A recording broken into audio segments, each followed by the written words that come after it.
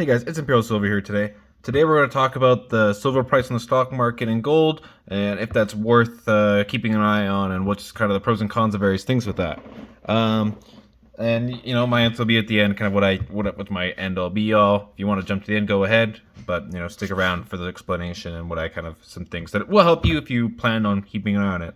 Um, but let's just get right into it. First thing when you think about stock market, the first thing that's gonna happen is you're gonna be like, oh, I'll just sell my silver coins to the market blooms. You're not gonna sell all of them.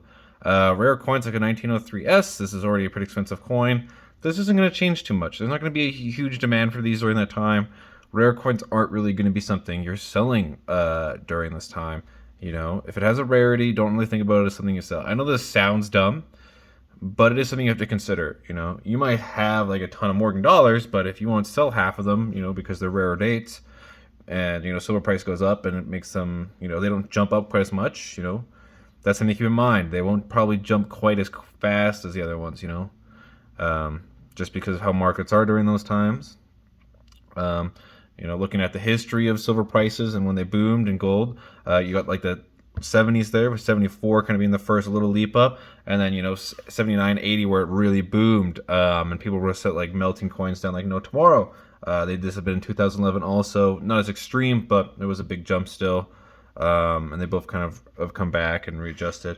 But you have to keep in mind that during these times people were taking all these Mercury dimes and like Walkers in there, and they were melting these down like no tomorrow. But there is some stuff, these are 90%. You have to keep in mind, this is 67. This is 40% silver. Kennedy here. This is a little hard to get rid of because it's 40%. They have to use different methods. I know this is very true for the war nickels. I'm not sure for the Kennedys, but I'm pretty sure. It's just a lower percentage. They have to do different methods to extract the silver a bit better. The 35%, I don't think these can be melted in the U.S., if I remember right, because the way they have to do it is a little bit too chemically, it's just a little bit too bad. So they can't really do this in the U.S., so these aren't going to be very attractive if the market jumps. But they still will be worth something, so keep them in mind. They are cheap to get now, and that's something to be considered.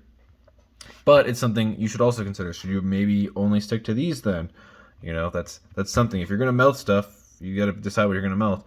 Then you get to like older coins. You have like barbers, but the problem with barbers is, look at the edge. Oh man, it's not popping up for you guys. Here, I'll see if I can get that to. Maybe it won't focus at all. That's not really focusing. But looking at these two coins, this one has an edge. This one doesn't really have one. You can really see what the barbers I have. I have really thin little barbers. You get nice and not focused on the camera.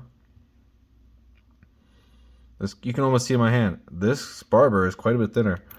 If it gets really big, they might not take a ton of barbers for like a low price, So that's something to consider. The barbers tend to have more of that like rarity coin price, so maybe you're not going to be depending on that when the next jump hits. These don't happen very often, right? 80s, 2011, if we go by that, it's about 30 years. Next one would be like 2040 theoretically, though that's not like a great base. They jump a little bit before, but those are like the really big ones. Maybe you do like just a whole bunch of quarters. Another thing you have to keep out for is, I don't have any in there, my bad. I thought I did.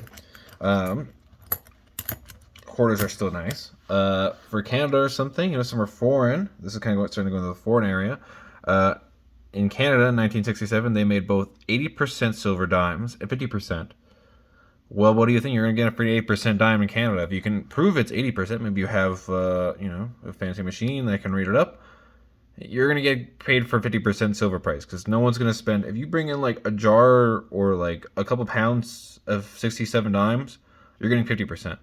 They're not going to pay you for 80% silver. Even if you can prove them all, they're not going to take their time and waste it on that. They're like, there's not enough silver in here, even if it gets really expensive. That's not going to be worth it. So unless you're willing to take like the big hit on these, or maybe just accept that they're all 50%, get them for cheap, because you do get them for cheaper. Something you have to keep an eye out for. That holds for most foreign coins. A little bit more too. If you're in the U.S., they're going to be harder to melt.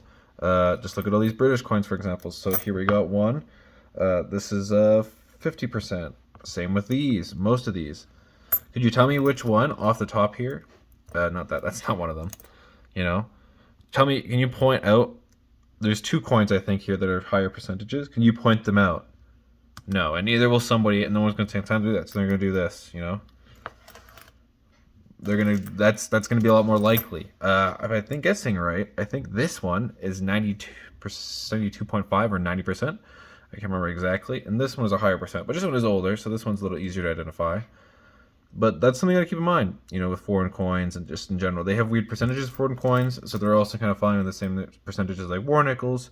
Guys that are melting are going to be interested in getting like a whole bunch of like French francs because they're like 87.5 or something, just because they're unfamiliar with it. They don't know if it's going to cost them money. So it might be best to stack in like your own country per se, because that would be what they're most familiar with, or something nearby at least. And you might like if I came up to you, right? I'm your average do-gooder, and all of the edges of my rolls are 1918s. You're gonna be like, oh, okay, right? But then you have to check through it. And it's gonna be like, well, that's not enticing. Then you check through it, and you're like, oh, wait a minute. This is a roll filled with like 50%. Not only tips are 90%. So you gotta keep that in mind when you're like stacking, and if you ever plan to sell. This is kind of where I get to. I personally don't think it's super important to look at the market unless you're really trying to make money off of it. Because yeah, I could get this. Morgan on my desk right now. Surprising. All right, let's use this Walker. I could get this for maybe $1 or $2 lower on average. Maybe I can go up $2 or $3. Maybe I can go down $2 or $3. But like I said, if you're not doing 1,000 kilogram, 1,000 pound orders, that's going to be pretty minute on average. So you can make money, but personally, I just don't find it worth the time. I can spend that time looking for good deals. I can spend that time looking for rare coins that I can flip for way more. It doesn't feel worth it to me to wait for the market to go up and down. Now, mind you, I'm not saying don't look at all. Like if you boom like 70s or maybe even 2011, that might be a time where you want to sell or buy, depending on if it goes up or down. That's fair. I think keeping a light eye on the market is smart. And if you're doing any deals, you should keep an eye on the market. But I wouldn't watch the market with like a big hoard of quarters or dimes or just like bars and sit there and think, I'm waiting.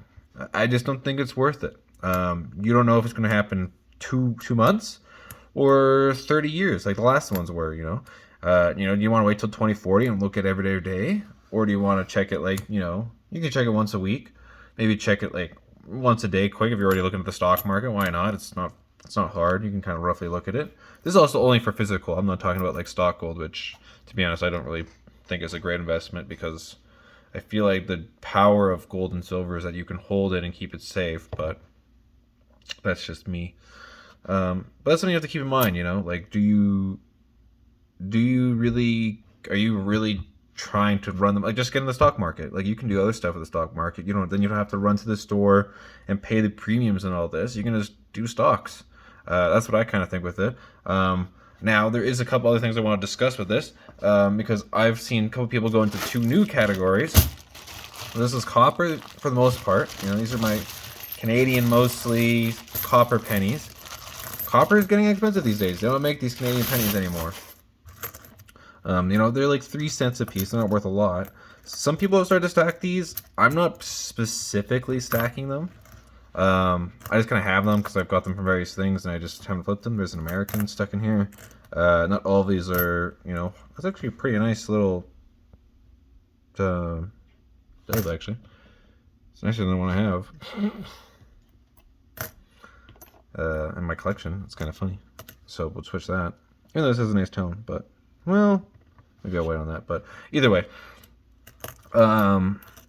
yeah, like it could be worth it to start stacking silver. Not silver, copper. The other thing, is nickels. I don't really have older nickels in here. I think this is actually an older nickel. This looks older. Yeah, 1963. Perfect. The nickel content in this is also getting worth to keep. But you have to keep in mind, I can't even melt these right now. I can melt the pennies. You can't really melt legal tender without it getting into like big territory. Unless you do it secretly, but I wouldn't recommend it. whatever little profit you're going to make off quarters and nickels, not quarters, nickels and pennies is not going to be worth it if you get caught by somebody. I'll tell you that. So that's kind of like two that I think are going to they're starting to come up. Personally, I'm not like going into them much myself. I don't really have a nickel or copper collection yet. I know people are kind of doing copper a bit more than nickel. Nickel's kind of getting up there just with like the recent war in Ukraine with Russia. It like boomed the price, and people kind of realized like, oh, nickel's kind of expensive too. I just think there's better metals to collect. It's just like, yeah, you can start doing some copper a little bit here and there. I don't think it's bad, but I don't think you're gonna be making a huge profit unless you're in like a really long haul. Like if you're doing it for like 30 years, you might see like a pretty decent increase, but I wouldn't bet on it either. And that's kind of my thing with this. Like, I don't think waiting and watching the stock market vigorously is going to help you become rich or anything like that. And that's something you have to keep in mind. That you could. We all kind of we stack silver in case times get tough, and maybe it booms. There's potential for that. I'm not saying that, but personally, my opinion is, I wouldn't really worry about the stock market and like silver price, gold price, all that much. If you're selling stuff, keep an eye on it. If you're buying stuff, keep an eye on it, right? Like, it's good to keep an eye on so you're not getting ripped off. The price drops $2 one day and you pay like 15 instead of like 13 for this, right? That's a fair thing to keep an eye on. But I wouldn't like sweat over it and like be like, oh, it's just not worth it. That's kind of my take on, should you, watch the stock markets and stuff. Definitely not for copper, nickel yet. And then for silver and gold, I also don't really think so. Like why? Like, I don't know. I'm more of a collector. It's gonna be worth more in the long run, almost always. So that's something to keep in mind too. It's only gonna be getting more rare as time goes on. We can see developments in the world where like silver's kind of becoming more popular with like a lot of equipment and stuff, electrical. Not like any of that's going away. Russia and China have talked about having like a united currency that would be backed by gold. So that might raise the gold price, might raise silver. You don't know what they're going to plan. Maybe you too, if you're with them. That would be, if you do, leave a comment down below and tell us to invest. But that's kind of my take. I don't really think that, jumping into, the stock market, like watching it super hard. So yeah, that's my take, guys. Down below, leave what you kind of think, or if you collect it and you watch how often you check like the silver price, gold price, whichever have you. And you tell me what you guys kind of watch for. Maybe maybe down below if you watch it for like $2 jumps and you make good money, like leave down below. Kind of say that maybe I'm completely wrong here. I just try and be as honest and upfront with you guys as possible. It's just my personal opinion, so don't use this as like your life savings plan. Don't follow just my advice. Go around, look around if you want to really get into this.